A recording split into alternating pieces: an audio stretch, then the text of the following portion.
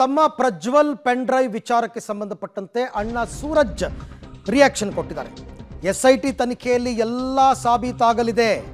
ಪ್ರಕರಣದಿಂದ ನಮ್ಮ ಕಾರ್ಯಕರ್ತರಲ್ಲಿ ಯಾವುದೇ ಗೊಂದಲ ಇಲ್ಲ. ಪ್ರಜ್ವಲ್ ರೇವಣ್ಣ ಈ ಬಾರಿ ಗೆಲ್ತಾನೆ. ರೇವಣ್ಣ ಹಾಸನದಲ್ಲಿ ಪ್ರಭಾವಿ ನಾಯಕ. ರೇವಣ್ಣರ ವಿರುದ್ಧ ರಾಜಕೀಯ ಷಡ್ಯಂತ್ರವಾಗಿದೆ. ಪ್ರಜ್ವಲ್ ಯಾವಾಗ ಬರ್ತಾರೋ ನನಗೆ ಗೊತ್ತಿಲ್ಲ ಅಂತ ಹಾಸನದಲ್ಲಿ MLC ಸೂರಜ್ ರೇವಣ್ಣ ಅವರ ಫಸ್ಟ್ ರಿಯಾಕ್ಷನ್.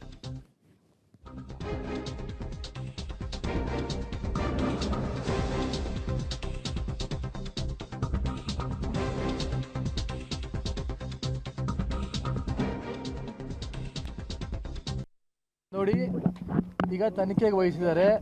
ಅದೇನಲ್ಲಿ ಸಾಬೀತಾಗಬೇಕೋ ಸಾಬೀತಾಗುತ್ತೆ. ಅದ್ರ ಬಗ್ಗೆ ನಾನೇನು ರಿಯಾಕ್ಷನ್ ಕೊಡಲಿ? ನಂಗೆ ಪ್ರಜ್ವಲ್ ರೇವಣ್ಣ ಅವ್ರ ಬಗ್ಗೆ ನಂಗೆ ಮಾಹಿತಿ ಇಲ್ಲ.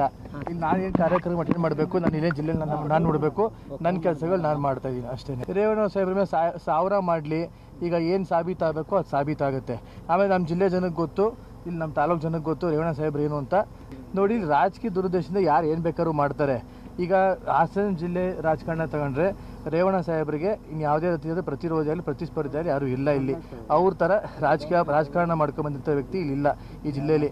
ಅವ್ರನ್ನ ಯಾವುದೇ ರೀತಿ ಒಂದು ಕ್ಷೀಣಿಸಬೇಕು, ಒಂದು ವೀಕ್ ಮಾಡಬೇಕು ಅನ್ನೋ ದೃಷ್ಟಿಯಿಂದ ಇವೆಲ್ಲ ಷಡ್ಯಂತ್ರಗಳು ಮಾಡ್ತೇವೆ ಅಂತ ಹೇಳಿ. ಯಾವ ಕಾರ್ಯಕರ್ತರು ಕೂಡ ಯಾರು ಗೊಂದಲಿಲ್ಲ. ನಿನ್ನೆ ಕೂಡ ನಾವೆಲ್ಲ ಸಭೆಗಳು ಮಾಡ್ಕೊಂಡಿದ್ದೀವಿ. ಚುನಾವಣೆ ಯಾವ ರೀತಿ ಆಗಿದೆ, ಚುನಾವಣೆ ಎಲ್ಲೆಲ್ಲಿ ಯಾವ ನಮ್ಮ ತಾಲೂಕಲ್ಲಾಗ್ಬೋದು, ಹೋಬಳಿ ಮಟ್ಟದಲ್ಲಾಗ್ಬೋದು, ಎಲ್ಲ ಕಾರ್ಯಕರ್ತರು ಕೂತು ನಾವು ಸಭೆ ಮಾಡ್ಕೊಂಡು ಯಾವ ರೀತಿ ಏನಾಗಿದೆ ಅಂತ ಎಲ್ಲ ಅವರವರ ಅಭಿಪ್ರಾಯಗಳನ್ನ ವ್ಯಕ್ತಪಡಿಸಿದ್ದಾರೆ. 100ಕ್ಕೆ 100 ಭಾಗ ಪ್ರಜ್ವಲ್ ರೇವಣ್ಣ ಅವರು ಗೆಲ್ತಾರೆ. DK ಶಿವಕುಮಾರ್ ಅವರನ್ನು ಭೇಟಿ ಮಾಡಿದ್ದು ಜನವರಿ ತಿಂಗಳಲ್ಲಿ ಗ್ರ್ಯಾಂಟ್ಸ್ಗಳು ಮತ್ತು ಕೆಲವು LOC ವಿಷಯವಾಗಿ ಹೋಗಿ ಭೇಟಿ ಮಾಡಿದ್ದು. ಈಗ ನಮ್ಮ ಕ್ಷೇತ್ರ, ನಮ್ಮ ಜಿಲ್ಲೆ ಒಬ್ಬ ಪ್ರತಿನಿಧಿ ನಾನು ಹೌದು ಭೇಟಿ ಮಾಡಿದ್ದು ನಿಜ. ಯಾವಾಗ ಭೇಟಿ ಮಾಡಿದ್ದು? ಜನವರಿ ತಿಂಗಳಲ್ಲಿ ಭೇಟಿ ಮಾಡಿದ್ದು. ಮತ್ತು ಈಗ ಹೊಸದಾಗಿ ನಾನು ಭೇಟಿ ಮಾಡೋಕ್ಕೆ ಸಾಧ್ಯ? 1.5 ತಿಂಗಳಿಂದ ನಾನು ಇಲ್ಲೇ ಎಲೆಕ್ಷನ್ ಇದರಲ್ಲಿ ಇಲ್ಲೇ ಬ್ಯುಸಿ ಇದ್ದೀನಿ. ನಾನು ಬೆಂಗಳೂರಿಗೂ ಕೂಡ ಒಂದಿನ ಅವತ್ತು ಹೋಗಿಲ್ಲ. ಆಯ್ತಲ್ಲ, ಬೆಂಗಳೂರು ಇವತ್ತವರೆಗೂ ಕೂಡ ಹೋಗಿಲ್ಲ. 1.5 ತಿಂಗಳಾಯಿತು. ಇವತ್ತವರೆಗೂ ಬೆಂಗಳೂರು ಕೂಡ ಹೋಗಿಲ್ಲ. ಇನ್ನು DK ಶಿವಕುಮಾರ್ ಅವರಾಗಲಿ ಅಥವಾ ಬೇರೆ ಯಾರೊಬ್ಬರು ರಾಜಕಾರಣಿಯಾಗಲಿ ಭೇಟಿ ಮಾಡೋ ಅಂಥ ಒಂದು ಸಂದರ್ಭ ಎಲ್ಲಿ ಬರುತ್ತೆ?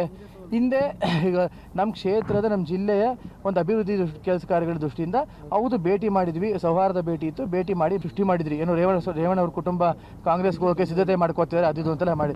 ನೋಡಿ, ಈ ಊಹಾಪೋಹಗಳನ್ನೆಲ್ಲ ಬಿಟ್ಟುಬಿಟ್ಟು ದಯಮಾಡಿ ಎಲ್ಲ ರಾಜ್ಯ ಜನತೆಗೆ ಒಂದು ಸ್ಪಷ್ಟನೆ ಇರಲಿ. ಇದು ಯಾವುದೇ ಥರ ಒಂದು ವಿಷಯಗಳಿಗೂ ಯಾವುದೇ ಥರ ಒಂದು ದುರಾಸನೆಗಳು ಇರಬಾರ್ದು ಅಂತ ಹೇಳಕ್ಕೆ ಬಯಸ್ತೀನಿ.